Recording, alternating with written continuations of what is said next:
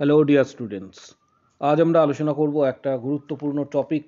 ডাব্লিউবিএনসিতে reciprocal registration তুমি কিভাবে পাবে, আবেদন কিভাবে করবে, সমগ্র প্রক্রিয়া নিয়ে কি কি ক্রাইটেরিয়া রয়েছে, কি কি রুলস গতবার থেকে চেঞ্জ হয়েছে, সমস্ত বিষয়গুলি আজকে আলোচনা করা হবে। তাই ভিডিওটা প্রত্যেকে শেষ পর্যন্ত দেখো, চ্যানেলটা সাবস্ক্রাইব করো, পাশে থাকা বেল আইকন প্রেস করো এবং বন্ধুদের উদ্দেশ্যে ভিডিওটা প্রচুর পরিমাণ কিন্তু শেয়ার করবে। ডাব্লিউবিএনসিতে রেসিপ্রোকাল রেজিস্ট্রেশন কিন্তু মাস্ট। ওয়েস্ট বেঙ্গলে চাকরি করার ক্ষেত্রে যারা বাইরে থেকে পড়াশোনা করছো তাদের রেসিপ্রোকাল রেজিস্ট্রেশন কিন্তু মাস্ট। এই রেসিপ্রোকাল রেজিস্ট্রেশনস আবেদন করার সময় অনেকেরই দেখা যাচ্ছে যে এনওসি আসতে দেরি হচ্ছে। কতটা দেরি হচ্ছে, কি কি কারণে দেরি হচ্ছে, সমগ্র বিষয়গুলি আজকে আলোচনা করা হবে। অনেকেই রিকোয়েস্ট করেছিলে রেসিপ্রোকাল রেজিস্ট্রেশন সংক্রান্ত বিষয়ে ভিডিও করার জন্য, তাই আজকের এই সেশনটা থাকছে রেসিপ্রোকাল রেজিস্ট্রেশন সংক্রান্ত যে রুলস রেগুলেশনস রয়েছে এবং কি কি কারণে দেরি হচ্ছে সমগ্র বিষয়টা নিয়ে। রেসিপ্রোকাল রেজিস্ট্রেশনে যে গাইডলাইন দেওয়া হয়েছে, এক্ষেত্রে guideline for reciprocal registrations, applicants has two fill up online reciprocal registration form by logging in to reciprocal.wbhealth.gov.in। অর্থাৎ রেসিপ্রোকাল রেজিস্ট্রেশনের জন্য ফার্স্ট যেটা করতে হবে সেটা হচ্ছে লগ ইন করতে হবে এখানে, যেটা হচ্ছে reciprocal.wb.government.in, এই official website. Applicants has to book their schedule for the online verifications from the early dates by logging into the reciprocal registrations portal. Next যেটা সব থেকে গুরুত্বপূর্ণ, এক্ষেত্রে কিছু কিছু রুলস রেগুলেশনস চেঞ্জ হওয়ায় নতুনভাবে পরিবর্তিত হয়েছে। তার ফলে দেখা যাচ্ছে যে অনেকেই কিন্তু এক্ষেত্রে আবেদন করতে পারছে না। কি কি রুলস রেগুলেশনস রয়েছে সেগুলি একটু দেখে নেব। এখানে ডকুমেন্টস যেটা বলা হয়েছে, printed copy of online applications form, one printed copy of acknowledgement slip, number 3 2 copies of registration certificate issued by the parent council with their renewable of date। এক্ষেত্রে এই 3 নম্বর পয়েন্টটা খুবই ভাইটাল। সেটা হচ্ছে তুমি যে বাইরে থেকে যখন পড়াশোনা করছো, ধরে নিচ্ছি তুমি ব্যাঙ্গালোর থেকে এক্ষেত্রে জিএনএম করেছো, পেরেন্ট নার্সিং কাউন্সিল হচ্ছে তোমার Karnataka nursing council. Karnataka nursing council থেকে যে রেজিস্ট্রেশন সার্টিফিকেট দেবে সেটা কিন্তু এখানে নিয়ে আসতে হবে 2 কপিস। তার পাশাপাশি যেটা বলা হয়েছে জিএনএম সার্টিফিকেট, এক্ষেত্রে for GNM candidate 1 copy of diploma certificate issued by the parent nursing council or BSc nursing, যেটা যার ক্ষেত্রে প্রযোজ্য সেটা নিয়ে আসতে হবে। কোর্স কমপ্লিটেশন সার্টিফিকেট, অর্থাৎ তোমার যে কোর্স কমপ্লিট হয়েছে এটা কিন্তু কনসার্ন স্টেট নার্সিং কাউন্সিল বা ইউনিভার্সিটি থেকে দিতে হবে। 6 নম্বর মাধ্যমিকের এক্ষেত্রে অ্যাডমিট কার্ড।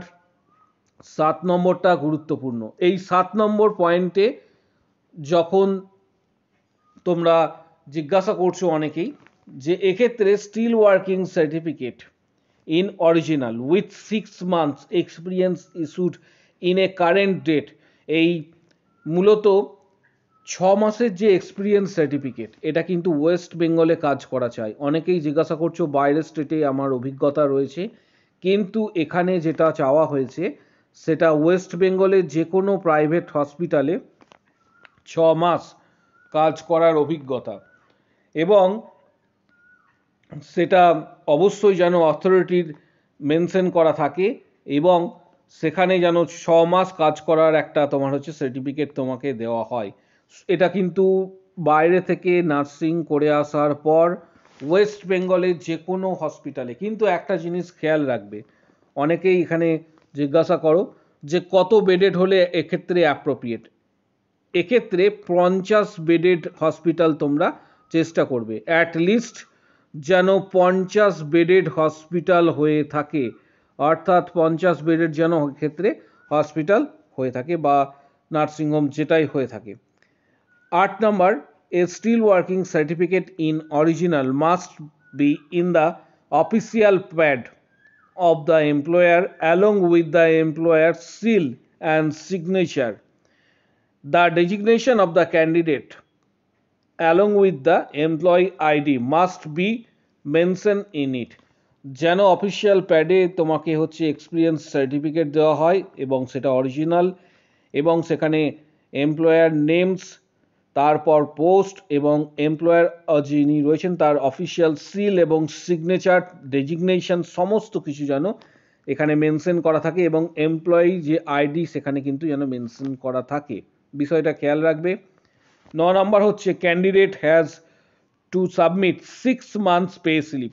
পে স্লিপ কেউ হারাবে না, পে স্লিপ তোমাদের কাছে রেখে দেবে, কারণ এটা কিন্তু পরবর্তী ক্ষেত্রে ভেরিফিকেশনে তোমাদের কাজে লাগবে। পরিষ্কারভাবে এখানে মেনশন করা রয়েছে যে পে স্লিপ যেন অবশ্যই থাকে, এখানে এমপ্লয়ার্স সিল এবং সিগনেচার যেন থাকে।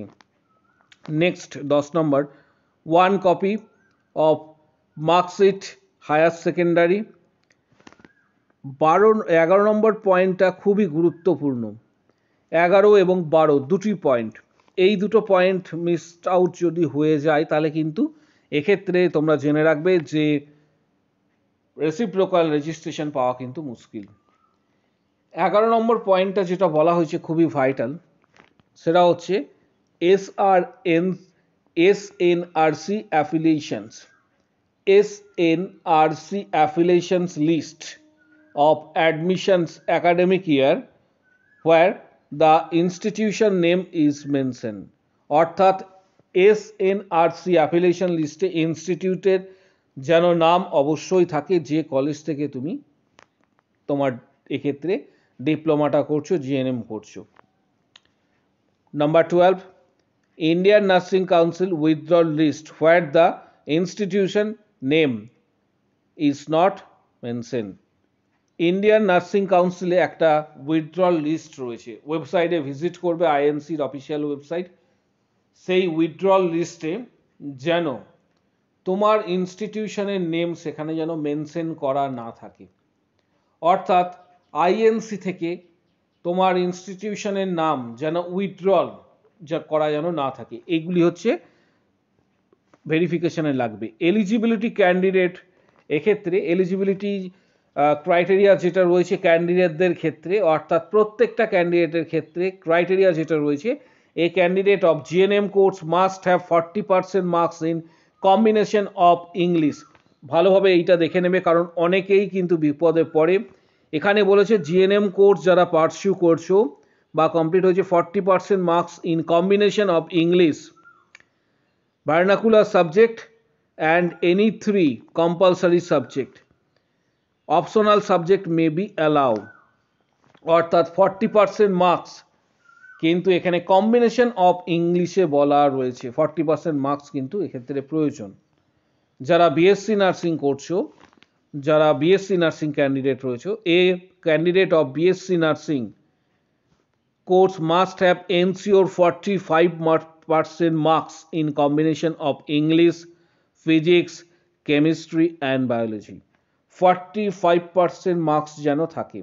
The candidate also must ensure the pass marks separately in theory and practical। অর্থাৎ তোমাদের যে বিষয়টা থিওরি এবং প্র্যাকটিক্যালে প্রত্যেকটা সাবজেক্টে কিন্তু পাস করতে হবে, ফিজিক্স, কেমিস্ট্রি, বায়োলজি, এবং এখানে combinations of English, physics, chemistry, বায়োলজিতে 45%-এর কথা কিন্তু এখানে বলা হয়েছে। নেক্সট হচ্ছে এখানে গুরুত্বপূর্ণ, it is to be noted that every candidate both BSc and GNM apart from the stated category, অর্থাৎ general or reserve category, must ensure the pass marks individual. অর্থাৎ এক্ষেত্রে কিন্তু ইংলিশে তোমাদের কিন্তু পাস করতে হবে ইন্ডিভিজুয়াল। আর যারা এক্ষেত্রে রিজার্ভ ক্যাটাগরি রয়েছে, এখানে রিজার্ভ ক্যাটাগরি 3 নম্বরে মেনশন করা আছে, তাদের এক্ষেত্রে 5% of only marks allow to B the এক্ষেত্রে সাবমিশন সার্টিফিকেট। মেনলি তোমাদের বলা হয়েছে however the relaxation of 5% only may be allow to SC/ST candidates for only BSc nursing courses ক্ষেত্রে। জিএনএম এর ক্ষেত্রে কোনো ধরনের রিল্যাক্সেশন এখানে বলা হয়নি। নেক্সট, বাকি যে পয়েন্টগুলো রয়েছে সেগুলো গুরুত্বপূর্ণ। এবার 7 নম্বর যে পয়েন্টটা রয়েছে, আমি গত দিনে একটা ভিডিও করে দিয়েছিলাম এনওসি জন্য। এবার ভেরিফিকেশন হয়ে যাবার পর অনেকের এনওসি কিন্তু আসতে দেরি হচ্ছে। এটা অনেকেই বারবার আমাকে কমেন্টস বক্স সেকশানে কমেন্টস করছো যে ভেরিফিকেশন হয়ে যাবার পর তোমাদের এনওসি আসতে দেরি হচ্ছে, অনেকেরই এনওসি অনেক দিন পর্যন্ত আটকে রয়েছে। এই অবস্থায় তোমরা কি করবে?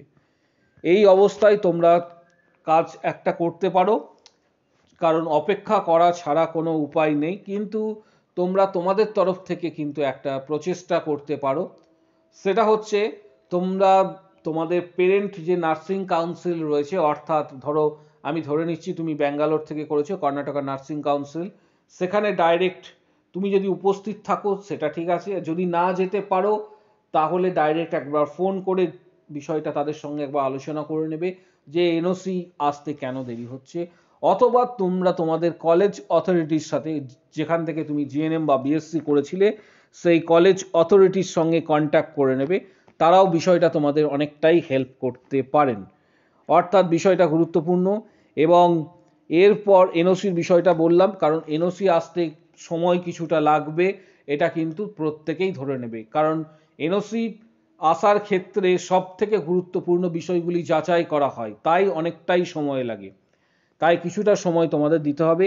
এক্ষেত্রে 9 নম্বর পয়েন্ট যেটা বলেছে, এক্ষেত্রে 2030 টাকা by SBI collect with effect of 1 April 2021, এখানে কিন্তু রেসিপ্ট লোকাল রেজিস্ট্রেশনের জন্য তোমাদের এক্ষেত্রে কিন্তু মাস্ট এটা এসবিআই কালেক্ট থেকে এটা পেমেন্ট করতে হবে। Along with all documents needed for online verifications, candidate may be asked to provided the employed ID if needed. All the candidates are advised to carry their original employee ID card with them. যে হসপিটালে বা যে নার্সিংহোমে private তোমরা কাজ করছো সেখানে থেকে যেন এমপ্লয়ি একটা আইডি কার্ড যেন প্রোভাইড করা হয়, তাদের সাথে প্রথমেই সেই বিষয়টা তোমরা কথা বলে নেবে। আমাদের ভেরিফিকেশনের জন্য এগুলি প্রয়োজন, তাই আপনারা অনেক সময় তারা কিন্তু প্রোভাইড করে না। বিষয়টা গুরুত্বপূর্ণ ছিল, তাই প্রত্যেকের উদ্দেশ্যে এক্ষেত্রে আজকের এই ভিডিওটা করে দিলাম, এনওসি সম্পর্কিত বিষয়টাও করে দিলাম। এবার তোমাদের যদি কারোর কোনো কোশ্চেন্স বা কোয়ারি থাকে, যে এই রিগার্ডিং যদি কোনো কোশ্চেন বা কোয়ারি থাকে, অবশ্যই কিন্তু কমেন্ট বক্স সেকশনে জানাও। ভিডিওটা প্রচুর শেয়ার করো, চ্যানেলটা সাবস্ক্রাইব করো, পাশে থাকা বেল আইকন প্রেস করো এবং বন্ধুদের উদ্দেশ্যে ভিডিওটা প্রচুর শেয়ার করবে এবং ভিডিওটাতে প্রত্যেকে একটা অবশ্যই কিন্তু লাইক দেবে। যদি কারো কিছু বক্তব্য থাকে বা কমেন্টস করার থাকে, কমেন্ট বক্স সেকশনে অবশ্যই কমেন্টস করো, জিজ্ঞাসা থাকলেও কমেন্টস করবে। আজকের ভিডিও এই পর্যন্ত।